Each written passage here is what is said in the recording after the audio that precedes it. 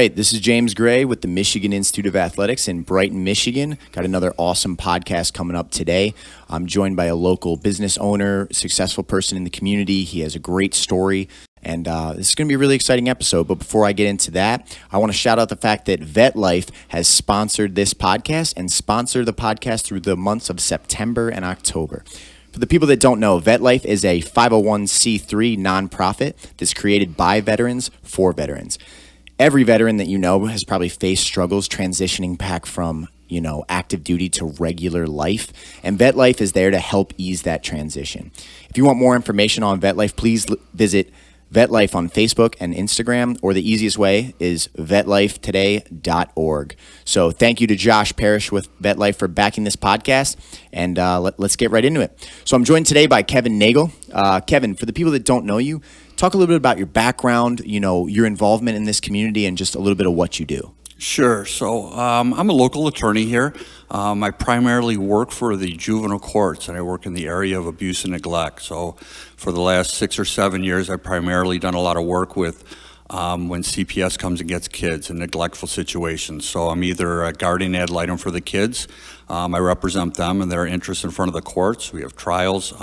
Most of the time, the parents go through a reunification process where they get help with their finances, mental health, substance abuse issues. A lot of times, they're called respondents. I represent either a mother or a father, and I help them go through the process to get the help they need to be an appropriate parent. So I'm in downtown Howell, and I'm pretty much in court every day. Right now we're doing all the Zoom stuff. My background, as far as I was a former drug addict, or technically they say you're always an addict, but that was back in the 80s, which led a path to go into the military and got cleaned up. The military kind of saved my life. When I got out of the military, I gravitated towards the justice system. Started a construction company, had that for about 18 years, employed a lot of people locally here, and went to law school while I was doing my company. Once I got my law degree, I really wasn't ready to practice law, but once I got a little older, so my bags got a little heavier, I got really tired of kind of babysitting people in the construction area. I decided to practice law, and so about 8 years ago, I started practicing law and got an office in Brighton, had to teach myself. I'd been out of law school for 10 years. That was very difficult. Spent a lot of time studying, sitting in my office, learning how to not get my butt handed to me in court until I learned what I was doing. Did a lot of stuff for I started out also in the Veterans Court when they started here in Livingston County with Judge Carol Sue Reeder. When that started up, I did that for free for vets. I worked pro bono for a lot of veteran organizations, helping out vets with landlord-tenant and criminal justice systems, divorce and custody and things of that nature.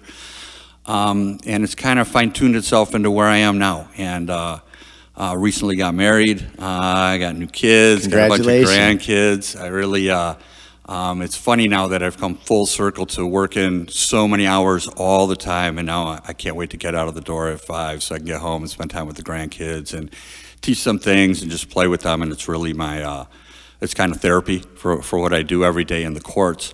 So that's about where I am right now with just a quality of life, family, work. I'm very passionate about the work I do with the people going through the juvenile court system with reunification with their kids. So it's been quite a long trip, but this is where I'm at now. I can see in your eyes that you have a large amount of pride and like a really good feeling for where you're at right now, like with your family, with your career, with your passion. I can see it in your face about you're happy at the part that you've made it to at this point, probably after the road that you've gone down. Do you think there's some sort of connection with the fact that because you struggled a lot when you were younger, like you said, you hold this title of like former drug addict, or like just you have an addictive personality, which some people then can get sucked down the wrong roads. Do you believe that having that background is maybe making helping these young kids way more important to you, because you understand what it's like to struggle, and you understand what it's like to struggle and then turn your life around and head a better direction? And a lot of these kids just need some guidance. They need someone that can kind of empathize with their situation and show them that the future can be brighter. Right. So I was a product of parents that got divorced when I was young. I had my mom, and my ma has just been there for like a rock for me, which is just really important that I see a lot of kids today don't have, is that really those rock parents or somebody that are setting a good example. I got in a lot of trouble as a kid. I ended up getting sent to a boarding school. I went to Orchard Lake St. Mary's. I lived there with priests. Almost got kicked out of that school by mere miracles. I stayed in there. I graduated from St. Mary's. I went to Central Michigan University, and I was a walk-on scholarship for playing soccer up at Oh, wow. Central Michigan University, which was just amazing. When I was there, I came down with mononucleosis, the kissing disease. Yeah, mono. And it stemmed from pretty much studying a lot, practicing a lot, and going out a lot. And it catches up to you. And there it's contagious, so I couldn't play soccer anymore. And with that, the school grades fell. I had some medical issues. I came home and went to community college and worked, and then I finally went back up to Ferris State to finish up a criminal justice degree, which is what I was interested in. And I fell into some wrong friends, and I started doing cocaine up there. First time I was in.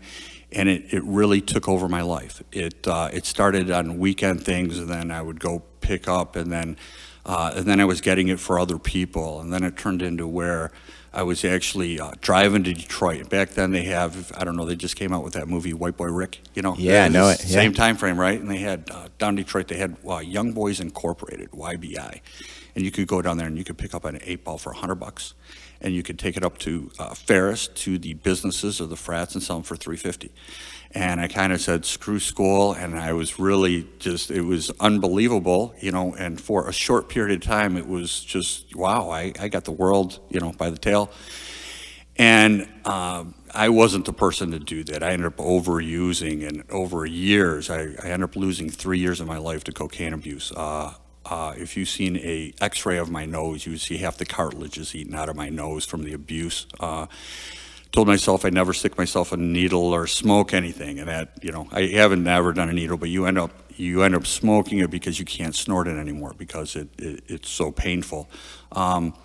Really, when you abuse it like that, it's a continuous cycle of being up for 1, 2, 3 days, sleeping for 12, 18 hours, getting up and doing it all over again. And the amazing thing that most people that haven't been through that experience probably don't understand is that when you binge and then you sleep and then you wake up, your brain is still wired to the drug. You still have you still want to use, you still want to buy, you still want to relive what that drug gives you, even though you're not high anymore for when you were using. So those drugs, and I can't imagine today I would probably be dead if I was gone through the same situation now with the type of drugs they have today.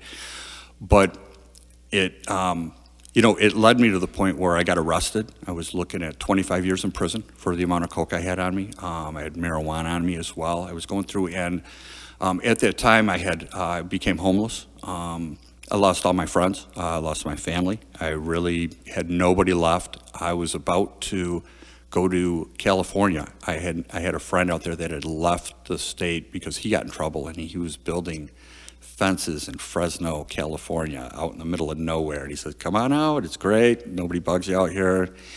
I called my mom just before I was going to leave the state to go to California.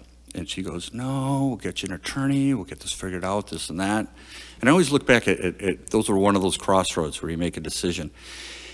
And she got me an attorney by the name of John DeLarco. And John DeLarco, when I met with him, it was been the first time in a long time that I had somebody treat me like a human being. Not that I was a piece of crap drug addict, but treated me with respect, said we can get this taken care of. Met with a recruiter. In that, and I wanted to go into the military anyways. I wasn't employed to get out of anything. That was something that I aspired to do. With that, I went to court and I had the recruiter, Mr. DeLarco, and I was always amazed at the respect that he got when he went into court. The way, they said, Mr. DeLarco, and everybody, there was so much respect, and I really took a shining to that. I was like, that's what I'm looking for in my life. With that, Judge Breck, who has passed away now in Oakland County, dismissed all my charges because you couldn't go into the military with a felony. dismissed all my charges if I was to go into the military. Interestingly enough, I signed up. I did everything I was supposed to. I went to the military. I left, the day I left was my mother's birthday, and I was told it was the best birthday present she ever got, because at that time I was a pretty rotten child.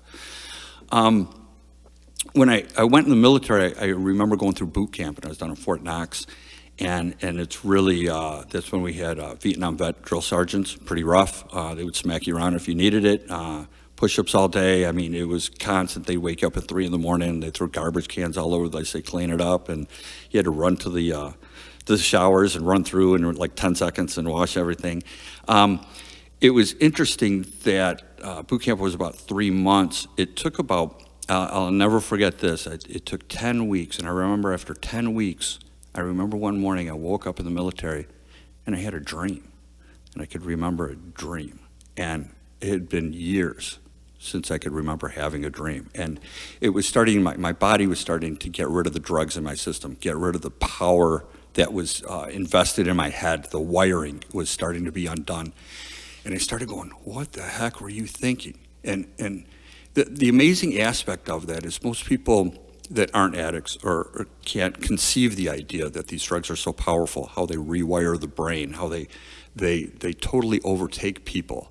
And I don't know if it's even addressed today.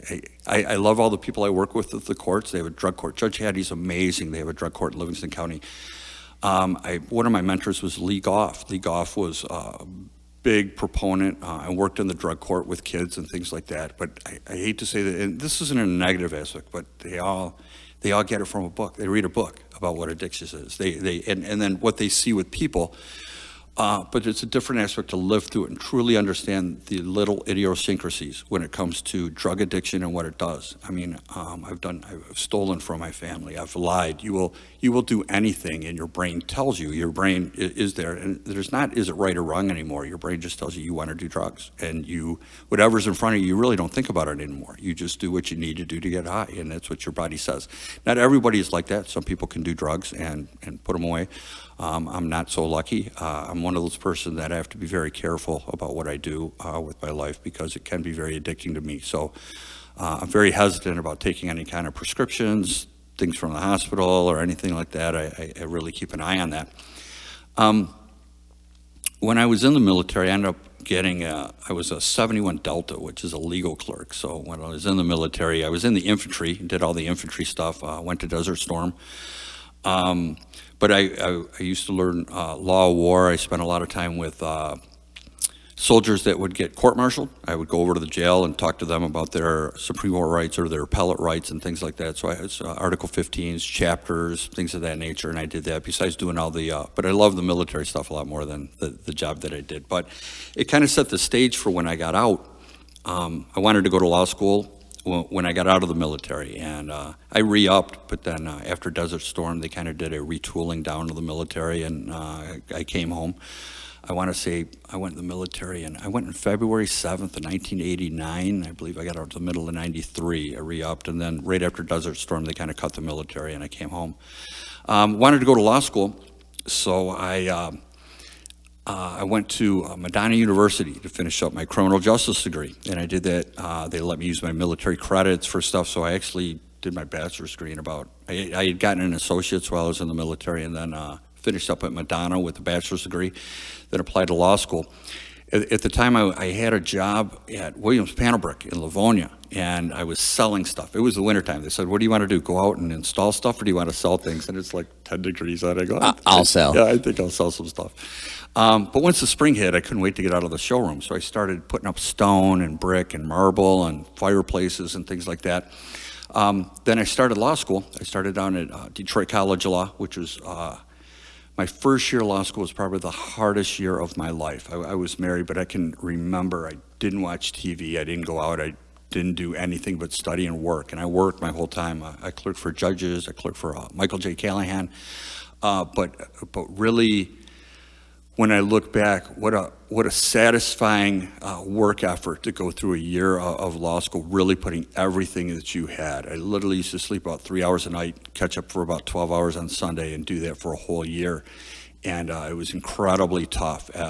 it's to the point, I think the first time in my life that you have something in front of you that you can't possibly know everything. So you can't get prepared for everything, which in life, that's what we do, right? If I have to do something, I'm prepared. And you go, okay, I've done everything. I know everything. I'm ready to go. It's impossible in your first year of life. In fact, they do that on purpose. They give you more than you could ever possibly know. Same thing with the bar. And with that was an interesting concept, but the payoff for that and getting through law school. Once I did go through law school, while I was doing that, I started up a construction company, and I actually hired people in my law school to go work with me on weekends and things of that nature. And I built, and they kept on going, do you want to do this job? And it just built. You do good work, you're honest, you do what you say you're going to do, and your business grows. And it got to the point where I had up to 18, 19 workers at a time. I was doing commercial, residential. What was the name of the company? It was called Nagle Stone, LLC. It's funny, it's been a while, right? And it was funny that while I had that company, I moved to Hell, Michigan, and then I changed the name to the Stone Men from Hell. And That's awesome. And I used to have these shirts that go, they had a little devil on the side, and we were the Stone. And I had people going, oh, get me one of those shirts. It's catchy. Absolutely. But that was a lot of fun. And even then, it's funny, I had a bunch of young guys working for me, most from broken homes, people not given a chance, a lot of people with criminal records. And I really spent a lot of time trying to mold those kids. We would at lunch, and we would talk about current events and right and wrong, and it was amazing at how many of these people that had worked for me didn't even have a good basic understanding of what was right or wrong. And how do you expect people to go through life making good decisions when they don't know what is a good decision or a bad decision? It's amazing, and it's still prevalent today. We have so many people in our society that don't have the proper upbringing, they don't have the proper parents, for whatever reason. We have the media that doesn't help things with what they pump out every day, what they kind of project as what is important to kids and priorities, which is totally false, what we have.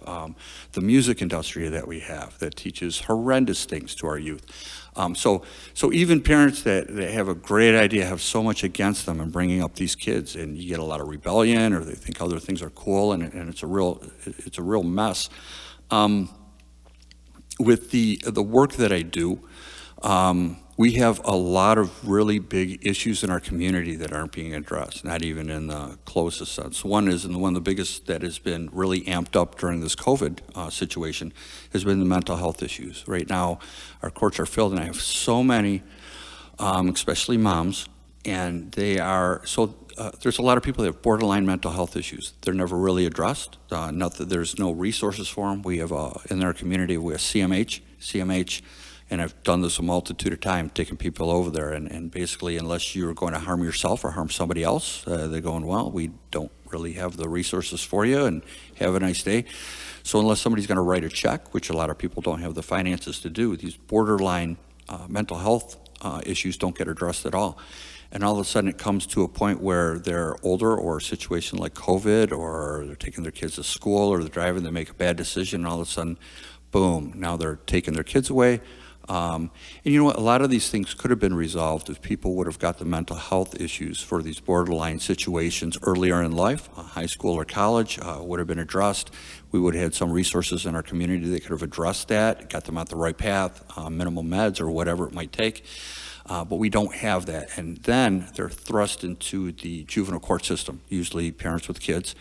Almost every parent that comes into the court, they do a substance abuse evaluation as well as a mental health abuse evaluation. And then it comes back, and it always comes back with cannabis use, or their mental health and what they need to do in counseling. And they do, and unfortunately, the majority of parents that come in don't get their kids back, and that's really sad. And it seems like this could have been avoided if our community had more resources for the community, especially when it comes to mental health. I've had clients that go down, there's a place in Scioto Township, and they have people with mental health issues that stay there. And I've had court cases, and I've had to retain other psychologists to come in, and they have to fight to get these people out of the establishment down there. And what I found out through testimony and evidence that has been presented in the court hearings that we have is basically they get a lot of mundane people with minor mental health issues, and they keep them because they're easy to deal with. They're getting paid by insurance, and then there's no room for anybody else. So the majority of the people that have the real problems, the real that are out there, homeless, or the real people that are difficult to deal with, there's no room for them, and they actually don't want them. They want the people that are easy. They want to run the insurance. And if you go down there, it's like One Flew Over the Cuckoo's Nest. It's not too much different than, I don't know if you've ever seen that classic movie, but it's very similar. The white coats, the whole thing, it's very eerie. And these people are just locked away. And then, so they get the ones that are easy to treat and really don't want to let them go. So no matter what they do, they go, you know what, these people are easy to deal with. Why do I want somebody that's difficult to deal with?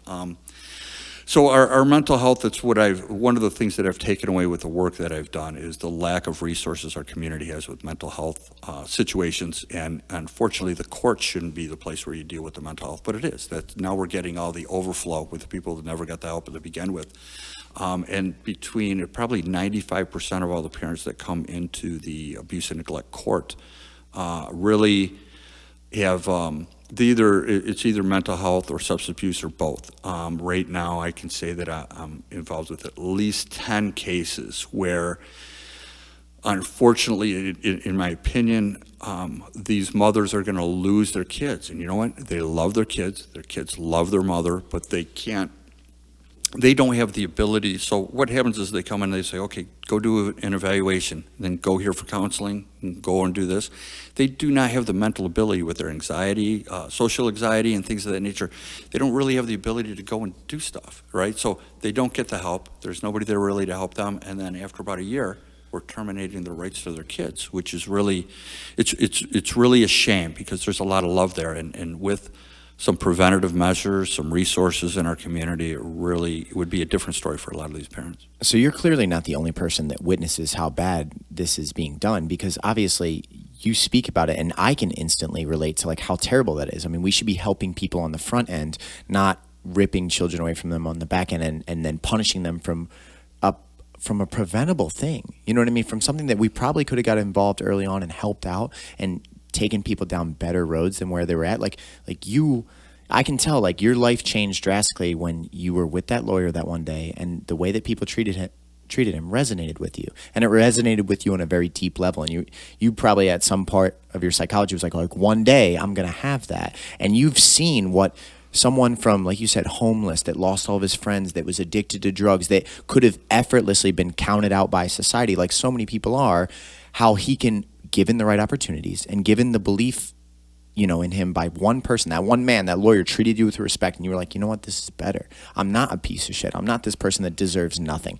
I can turn this thing around. And now you see an example every single day where right in front of you, you're witnessing these people not getting help that they need, that could easily have them telling a story like this down the road where, you know what, this one person got involved, changed my life, got me the resources that I need, and, helped me turn this thing around.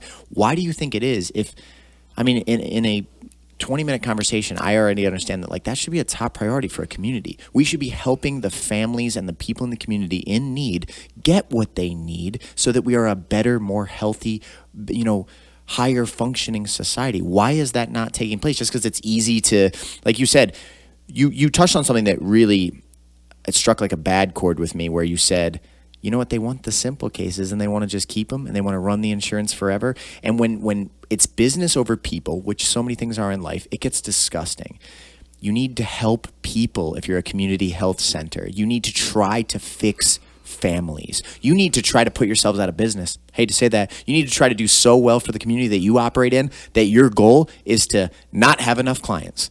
You know what I mean? And it's just not the way it is. Why do you think we can't change that process? So I've talked to some of the county commissioners, and although we do budget money for our community for CMH, community mental health, they don't have any discretion to change the way they do things or their policies. So they're there. And I don't, I don't really know enough about it to really say that. But you would believe it's just run as a business more than anything else. It's run as profit over people. I'm not saying that people that work there do not care about their people. I'm not saying that by any means. But what I'm saying is profit is probably numero uno. And then it's like, okay, do we really want to tackle this extremely difficult case to maybe save this family and the relationship between parents and children or something like that? To expound without the actual knowledge, I would venture to say, with my experience in talking to different people, so they probably, I would surmise, have a budget, and what can they do with their budget in the community. I would say it comes down to that. So in retrospect, and I will tell you, I actually had a client that lost the rights to her kids, and it absolutely broke my heart. I actually went to her. Her child was turning 7 on a Saturday, and I went over to Genesee Park with them for her last time to see her kid on his birthday, and they threw a birthday party. Dude, that just crushes me to hear the words you're saying. It was heart-wrenching. It was absolutely heart-wrenching because it could have been prevented. But when it comes to our community, I don't know if they need more money to do it. I don't know if they need leaders that are helping with that. I know we have an election coming up. I've made it a point to, I don't know who's going to be in charge, and to me, it doesn't matter at this point, but whoever is, I'm going to try and reach out to see and at least make this issue something that they can possibly do something about, bring it to light, try and get the people in the right places. I believe, so CMH, although they get local funding, I believe they're, so the biggest part would be DHHS, Department of Health and Human Services, which is at the federal level. So we need somebody on the federal level to be able to look at what's going on with our community and why they're not getting the resources they need. But I see the effects of it every day. It's ripping apart families. There's just no resources for them. When the one thing, as far as on our court, at least they do start to get the help that they need for their mental health issues once they come in. But in my opinion, it's not near enough because once again, we're taking somebody with mental health issues. So they go get a diagnosis. Says they have mental health issues. And then they go, well, here's a list. Go do all this stuff. And now how do you expect somebody with mental health issues to go out there and check all the boxes and go do that? As an attorney, and here's the other thing, I had talked to more experienced attorneys and said, why can't I get my client into inpatient treatment, get the court to order it? And immediately when I see my client and they go, well, because my attorney, unless my client says, I would love to do that, I can't do it or I'll lose my bar license. So I can't ask the court to do that if my client isn't willing. So how do I tell somebody with mental health issues that doesn't know they really have mental health issues to say, yes, let me be institutionalized. I'd love to do that. It's not going to happen. So it's a catch-22 in that is I can't even do that on behalf of my client because ethically, with my bar card, I would lose that if I did something that my client isn't in their best interest. So it makes it very difficult. And we'll tell you, that's the bad side. You know what? On the other side, it does help a lot of families. There's a lot of people that come into the courts, and you know what? They become better parents, and they do bridge the gap to be appropriate parents, and they learn a lot. And they do provide, DHHS does provide a lot of services for kids, so trauma assessments. A lot of these kids, they witness domestic violence, they witness horrible things. I couldn't even talk about some of the more egregious cases I've had that it just makes it tough to sleep at night sometimes when you see how some kids have been treated over years of abuse, sexual abuse, and things of that nature. These people, most of these parents that come into the court are not financially viable, and they don't have the ability to pay for the counseling, the trauma assessments, the CASAs, and all this. So, I don't want it to seem all negative on this because there's a lot of positive aspects. Sometimes we get teenagers, they're 16, 17, and we oversee what they're doing. We help them with getting into college, getting a job, keeping a job, make sure that their housing's appropriate, and wait till they turn adults before we turn them loose. But we help them, or DHHS helps them financially through court orders. So there's a lot of positive things. You know what? A lot of kids, a lot of people shouldn't have kids. And at that point, they get adopted by really great families, and you see the transformation of these kids that had no direction. had, almost child depression in my, no joy. And all of a sudden, they're with a loving family, and then they're smiling, and they're happy, and they're doing kid things. There's just so much complexity to this situation that it's a really difficult thing to solve, but it's something that we should all be tackling actively. Absolutely. It is a big problem. I don't just, blow whistles and things like that.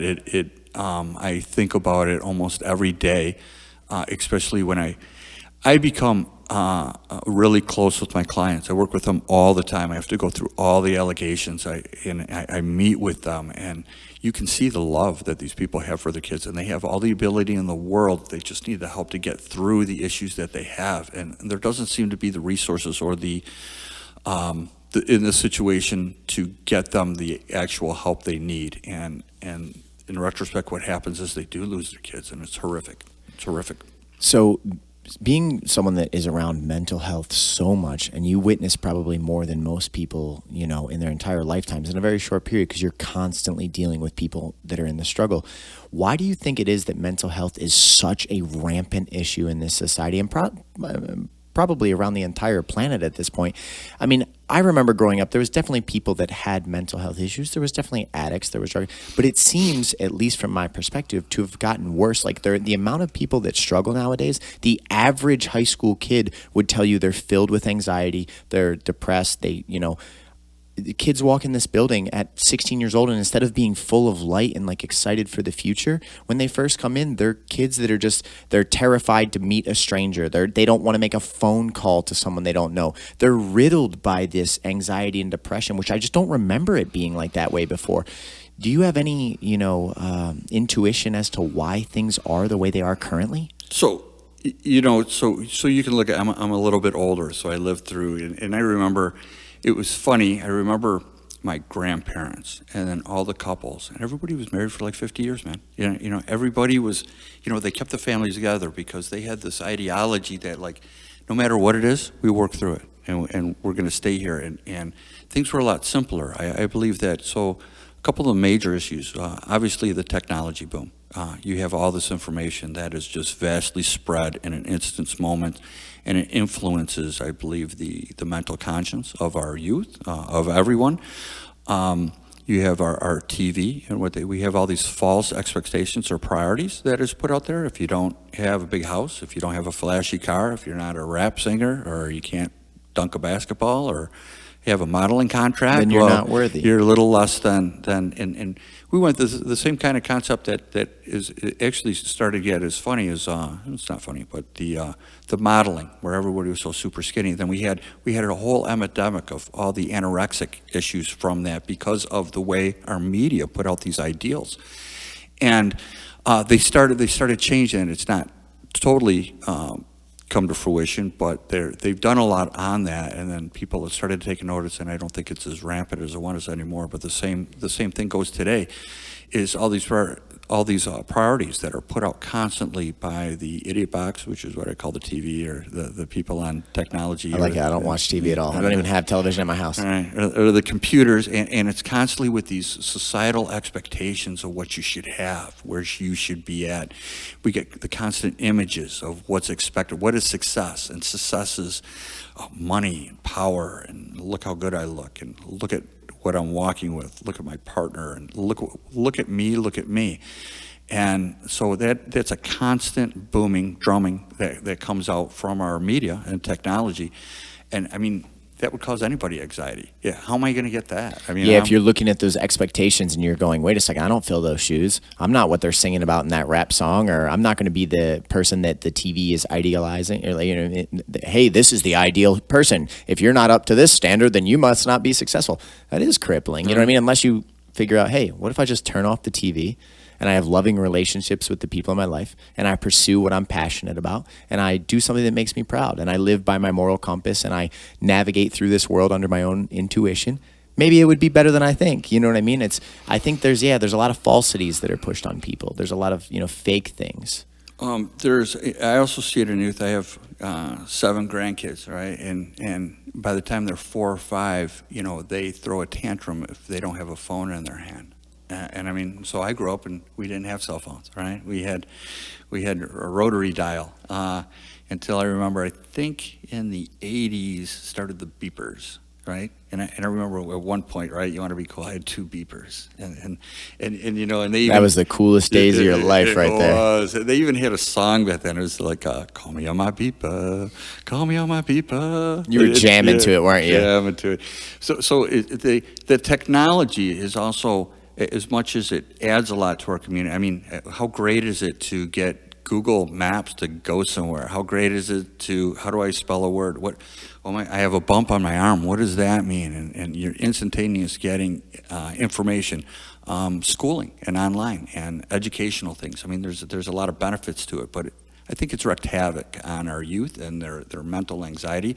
You also have, they spend all this time on Discord and talking to everybody, and then when they go out in public, it's a whole, I don't know how to do this. They don't really practice enough on how to interact with people, play. I mean, when I was a kid, I played baseball every day with the kids, and you get into scraps, and you get into arguments, and you learn how to problem solve, and you learn how to do teammate things, and you know, we don't have any of that today because nobody goes out and plays anymore, right? You know, everybody's on a computer, and they watch Papa Pig.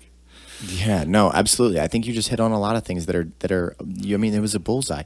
Just because you're speaking to people online doesn't mean you're developing any social skills. You're not reading social cues. You're not watching body language. You're not learning how to interact in different situations where maybe you might have to pipe down a little bit, or you might have to stand proud, or you might have to stand up for something when you're in an uncomfortable situation. When you're just sitting behind a keyboard, you can say whatever you want. I mean, everyone knows what a keyboard warrior is. Mm-hmm. You know what I mean? So it's a different type of skill. The ability to send an email and convey a message is completely different than sitting down with another human being and be able to relay information back and forth, you know? Absolutely. You know, the other, if you can look at it, this has been happening for decades, is the breakup of the family. And you know, and a lot of people say there's all these racial components, and there's always going to be a racial component, but I also feel that it deals with socioeconomic ideas. When you look in inner cities, to me, there's no money, there's no jobs, and those are the reasons that there's so many issues in there. And you don't have the family unit anymore. You don't have two parents helping to finance and bring up kids, and which also causes kids not to be as prepared as they should be, or have an idea of what an ideal family unit is in that. And you can also look at the lack of God that we've taken out of everything. We have all these lawsuits that take God out of the classroom. I mean, even if you don't believe in God, if you read your Bible and you look at the principles of how to live, that's a pretty good idea for a successful life, and for you to not have anxiety about what you do. He has answers for everything.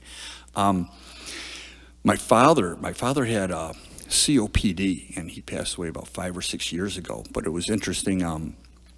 When I was doing construction, I was taking the bar, and I failed the first couple of times I took the bar. I failed. I remember I missed by 1 point, and I applied to the Scantron. Interesting life. Everything happens when they're supposed to. I think back now, I don't know if I was ready to be an attorney at that time anyways. So I was running my construction company, very happy. That the 2 people that were probably most devastated by me not passing the bar was my mom and my wife, and it really wasn't a big deal to me, actually. So I end up going, well, I'm going to study for the bar, and I start studying. About 2 weeks in, I get a call from my uncle, and he said, your dad's been rushed to the hospital, but he should be back in the morning, not a big deal, just want to give you a heads up, you can go see you tomorrow. I'm like, all right, and come to find out that he had COPD really bad, and he had been masking it with these inhalers for a long time. So by the time he got to the hospital, he was in really rough shape. So he never got the help that he actually needed. It was in Owasso hospital, and I remember being up there every day, and he was intubated, and he was on morphine, and he was a pretty skinny guy anyway, so he's very frail, and it was not a good time. And I was his oldest adult son, and after about 13, 14 days, the doctor goes, well, you have to make a choice. You go, either we take him off of the intubation, we have to because of the infections, and he has to have a trach, put in to breathe for him, or he's got to be on oxygen. And right now, they used to have a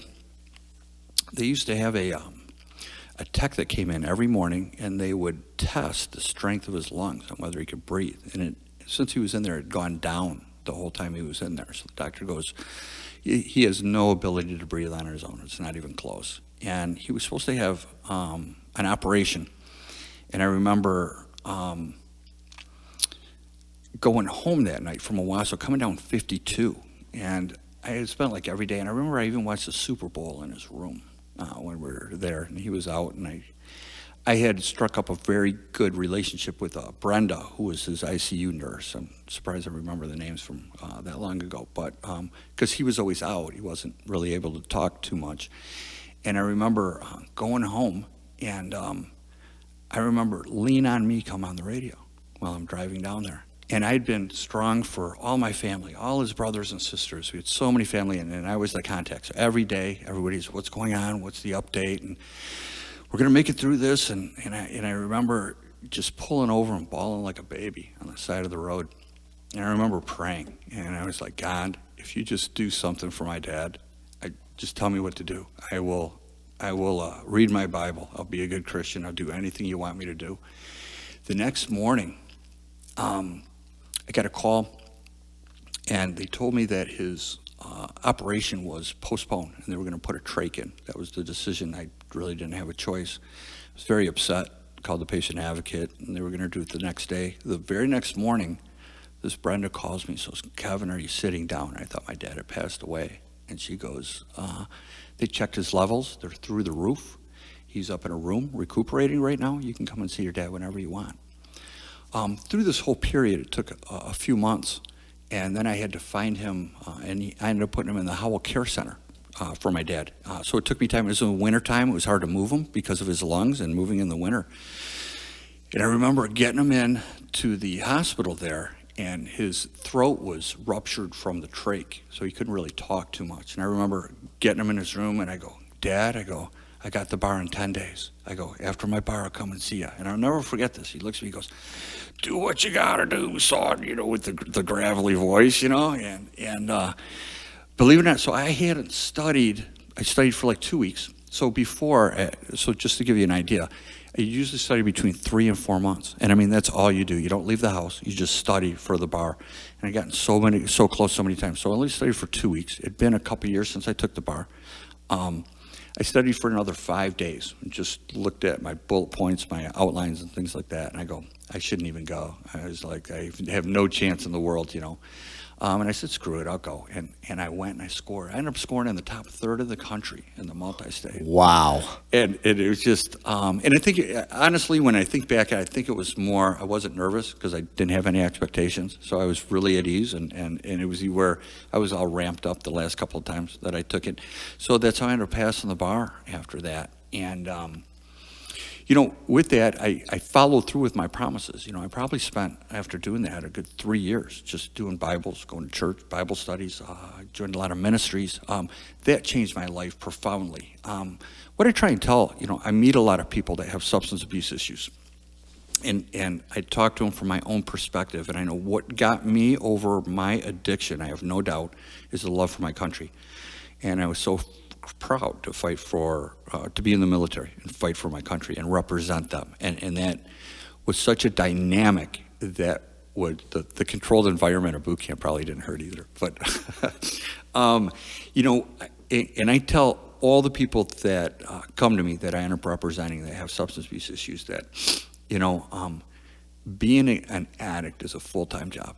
I mean, between the manipulation, between the time you're high, between the recovery, between all the lies, between how to get your resources to get high, it is a full-time job. So when you're not doing that anymore, well, what do you fill this window in? And I can't be more instrumental that you have to find something passionate in your life to take that, something that is stronger than that addiction. And that can be your kids, that can be your spirituality, that can be a passion with a hobby. It can be fighting in MMA, and to be a better person. It can be working out, but it's very difficult to overcome addiction if you can't find something to fill that window. Since then, I actually started, it was just before that, I had started a nonprofit. I'd gone to Peru on a ministry and just met the most amazing people, and I spent a month on a barge going through the Amazon, going to villages. Just wow. the most amazing people. Everybody's so joyful, so happy to see you. They all lived in huts. You know, they have rolling electricity there, so they only get electricity 2 hours a day. And it's interesting, no matter what's happening, if you can imagine a village in a rainforest on a river, say it's at 1 o'clock. At 1 o'clock, everybody stops everything they're doing. They all go to their house and plug in their iPhones. They do. Wow. That's their life. It's so interesting to go abroad and see how other people live their lives. So I can remember going to church there, and we were at one, and we had, it's interesting. I'll never forget this when I was there. You're coming in, there's no electricity, so you have a flashlight or your iPhone light. You're going in there. And I remember on the thing seeing, I believe it was a moth, and my light lit up this big moth that was on the side of the wall, and out of the blue, something huge just came down and snatched this moth up. And I mean, they had spiders the size of like plates there. Nope. And when you're there, you have like the mosquito nets over you. But yeah, it freaks you out. But I remember we'd go across the Amazon River, which got to be at least as long as a football field. Go across the river, walking through the rainforest at night, just a few of us, and we found a church in the middle of nowhere in the rainforest, and they were having church by candlelight. And you go in there, and it's utterly amazing that, what's out there. Like, we don't even conceive what all these people are doing around the world. But the other great thing, I'd say like 80% of the men all look like Danny DeVito down there. Oh my God. We need to go visit now. And I felt, I'm like 5'8", I'm like 200 pounds. I actually felt like a football player there. Like, everybody is very short and tiny, but the nicest people. And I remember we would stay, we were sponsored, we'd stay at these houses with pastors and their family, and they cook, and they primarily eat bananas and fish, and it was an honor for them to have you. And we had translators there, but what an experience to go there and to experience people. And now it's funny that I've been down to Peru quite a few times, but when I come back here, I feel so dirty. Of our country is just ran on these priorities and money and power and how do I manipulate things to get my way. And down there, you know what? It's about family. It's about your spirituality.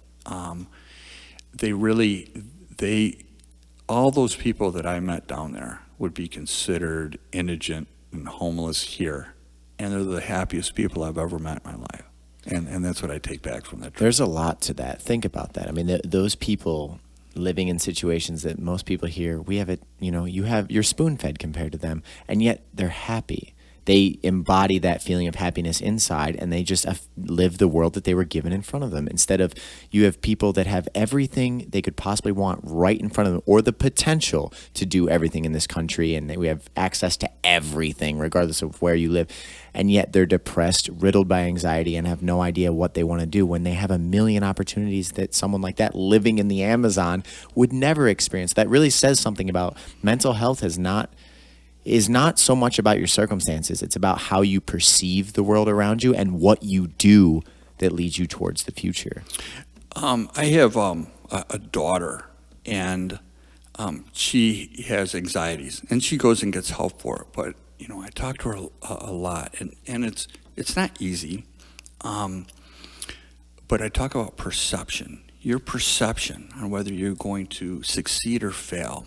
How you put things into, so she has social anxiety, right? So being a server, it's tough for her to go serve, because she thinks all these people are judging her, right? Like, she goes and brings something to a table. They're all looking at me like, what are they looking at? And that's not true at all. Everybody just puts their pants on the same way. But it's, it's those perceptions. And if you can really, and that just comes from low self-esteem. You just you feel less worthy, so that's why you think they're judging you.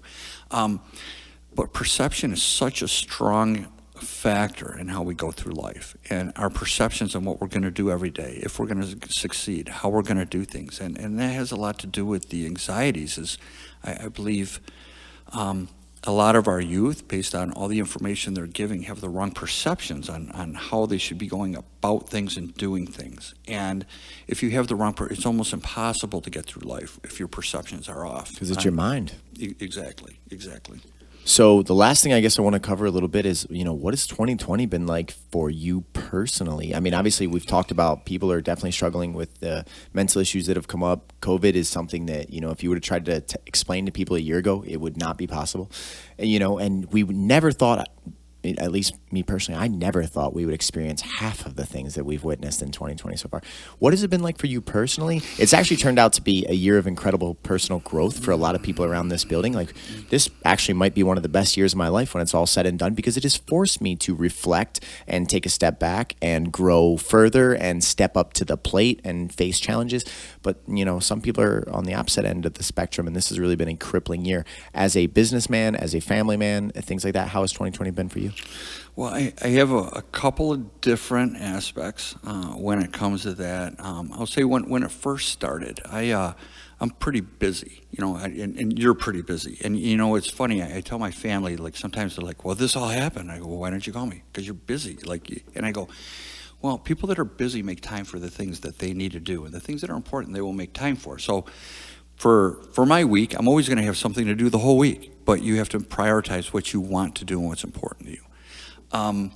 So with that being said, when things got shut down, I actually relished the opportunity to plant some things, power wash my house. I really, for about a month, I loved getting up. You had a little vacation. Man, I had coffee with my wife, sitting out on the deck and watching the deer and just smelling the flowers a little bit. Started getting, after about a month, you're like about ready to get to work, and then you got the financial aspect of it all. With the courts, it's interesting. It's changed a whole new dynamic. We're doing everything by Zoom. We haven't been able to bring jury people in yet because of the COVID restrictions. But I'm Zooming all day long on hearing after hearing, and it's kind of convenient. The one aspect I still do so is when I'm assigned to be a guardian ad litem for a child. The first time I go see them, I always do it physically. Even during the COVID, I do it with a mask, but I got to make sure that their home's appropriate, their needs are being met, so I do that. But after that, it's FaceTime. Hey, how's it going? And it's a lot. It's a strange new world. It is, but it's nice to make a 10-minute phone call instead of a half-hour drive, an hour there, a half hour back, 2 hours a day, instead of doing that, just to make sure they're okay. The other aspect that I have of the COVID, it's actually been a sense of frustration, in my opinion, with the COVID.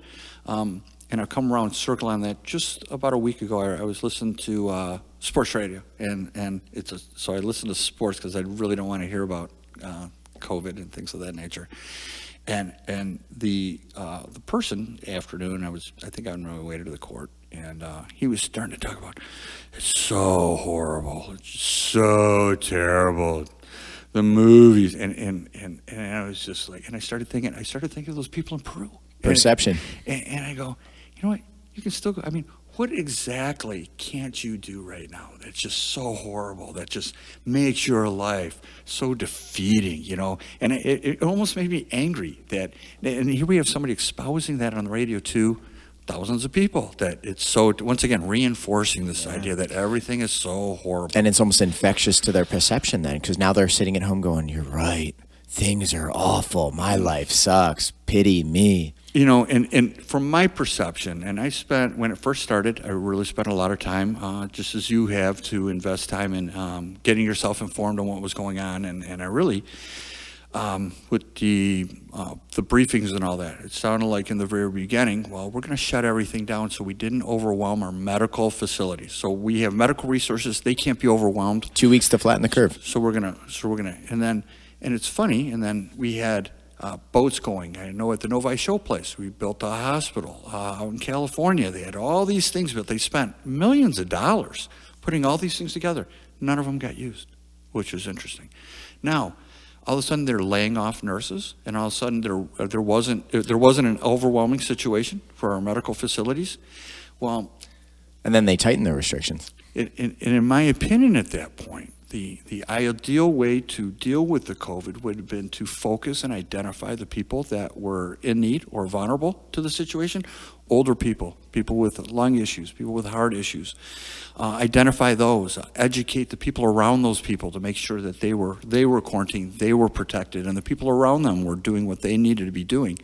And instead, it seemed like they shut down the whole country instead of just identifying where the issue really was. And it seems like there's been a lot of pain instituted. So personally, I've had people that call me, they don't have the money to do what they want to do with, say, a custody or a divorce or something of that nature. And they don't have the money because they're not working, or their business has been shut down, or they're not bringing in the types of money that they had. So it's impacted me very minimal compared to other people. I don't want to whine at all, but it's been very minimal impact. But obviously it's taken money out of my pocket because of the way that the country has handled this. Our local officials, the governors, have gone around and kept things shut down with businesses and things like that. And I think it's just absolutely outrageous that the first promise has never been changed. I've never heard anybody tell me that the first promise of what was going on from a Dr. Fauci was correct. And here it seems like they've penalized the whole country when they should have been identifying the people in need and protecting those people. So that's a frustration of that. I feel there's a lot of people in pain, and in fact, because of the shutdown, I've noticed an uptick in the mental health cases that I get in court. We're getting a lot more people. This COVID is so maybe people with borderline issues now. This has exasperated that situation, and now all of a sudden it's an issue. Now they're on our docket. Now they're in court because things are cramped down, because it is definitely exasperated mental health issues, everything being shut down and things not happening, and all the pressure to pay your bills, the pressure of, wow, I'm going to get evicted, or I'm running behind on my bills. I'm not getting evicted. Furloughed, yeah. I'm not getting evicted, but now I'm 3 months behind in my rent because I haven't had no money. I think we had over 30 million people unemployed. Now all of a sudden they didn't want to go back to work, and now how many businesses are going to realize they can actually run with a shorter staff, or they're going to hold resentment for the people that wouldn't come back right away. I think the ripples are actually going to last way beyond even November. Once this massive power struggle ends, you're like, Jesus, I don't care. Like, can we just get this thing over with so that normal people can experience their life again while these power-hungry fucks fight back and forth? You know what I mean? Like, listen, we just want our communities and things back to normal. Like, I never thought that I would challenge a governor's orders in my entire life, nor would I want to. Even to this day, like, I would love to sit down with Governor Whitmer or a representative and just be like, please explain to me just the rationale behind your thinking, because I don't understand it at all. And I don't want to be the type of person that just jumps to a conclusion of like, this must be a horrible human being that thinks, that wants to slaughter families throughout our community. I just have a hard time perceiving how we've made so many of these judgment calls and things based on information that, it does not back the decisions we made. Like you said, initially it was 2 weeks to flatten the curve, and then it got worse and worse and worse and worse and worse. And now it's just, almost everybody I talk to now at this point is almost laughing like it's just a joke. But the worst part is, flu season comes at the beginning and the end of every year. It's going to come again. Mm-hmm. It's going to come again. Coronavirus has been around for decades. In a very short period of time, people are going to start getting sick again with the flu, with coronavirus infections, with influenza infections and other things. And my question is that all of a sudden going to be the next media wave because they realized how much power just came out of this last one and now it's going to spike? Oh my God, Kevin, we need to fast forward to 2021, my friend. Last thing to finish up this podcast. By the way, we've gone for an hour.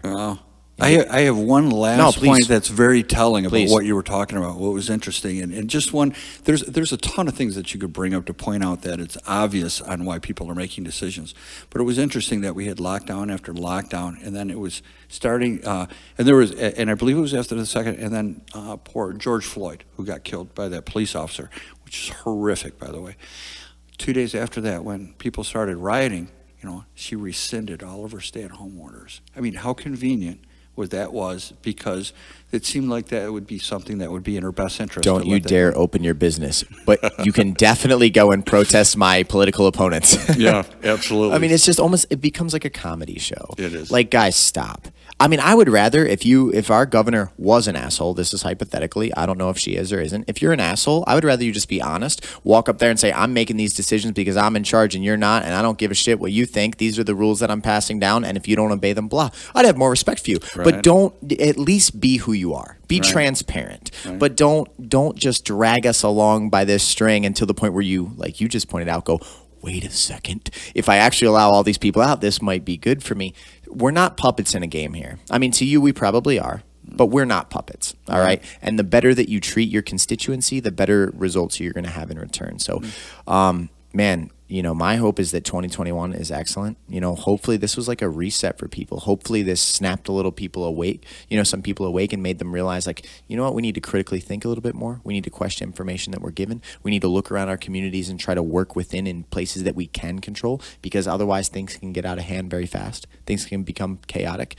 And hopefully, you know, hopefully this was a good reset. And I just, man, November, you need to roll around a little bit quicker. Like, I'm going to be 33 in October, and I wasn't looking forward to that. But at this point, as much as we can expedite the rest of this year, please. Don't worry, the pandemic will be over in November. No, the flu season's going to come back, man. I mean, when hospitals are getting paid $13,000 per COVID patient that's positive, or $39,000 per intubation, people in powerful positions want money. And all the fake positive COVID tests. Hey, they're all over the place, man. So, Kevin, this has been truly an honor for me. This was a phenomenal conversation.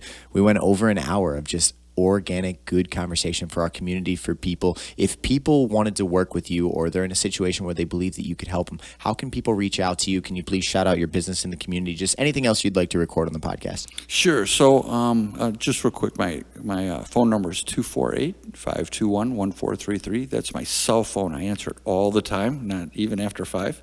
I'm right in downtown Howell. Just right across from the Howell Police Station, actually. The sign, they're waiting for my new sign there, but it's a Barley and Bittner sign there. It's 710 East Grand River in Howell. And if you need any help, you know what, if you just want to talk, if you just want some ideas, if you know what, even if you don't need to hire an attorney and you just want some help on something, give me a call. I will point you in the right direction. I'll put you with the right resources that you can get, especially if you have CPS in your life. I'm the one to talk to, and I can help you out in any way I can. So please give me a call if you need any advice or you don't know what to do. Thank you very much.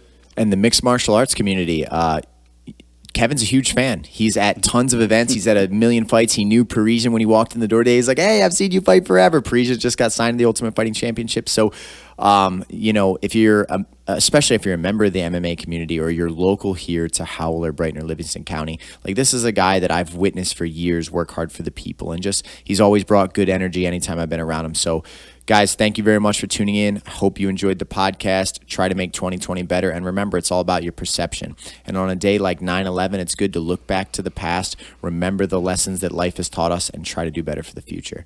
So thank you guys again. And thank you again, Kevin, for being here. Out.